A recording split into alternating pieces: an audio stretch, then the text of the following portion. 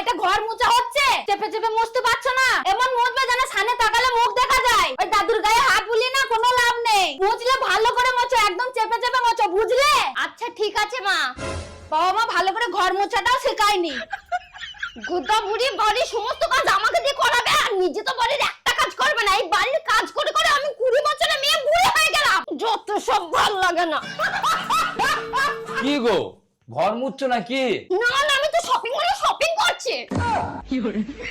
আরে তুমি সকালবেলা আমার সঙ্গে কেন আর কি মারছো? কেন তুমি কানা হয়ে গেছো নাকি? দেখতে পাচ্ছ না আমি ঘর মুছছি আর জিজ্ঞেস করছো কেন?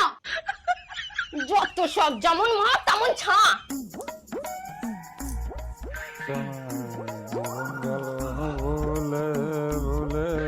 কই গো, বলছি তোমার এটিএম কার্ডটা দাও, শপিং করতে যাব। শপিং করতে যাও মানে?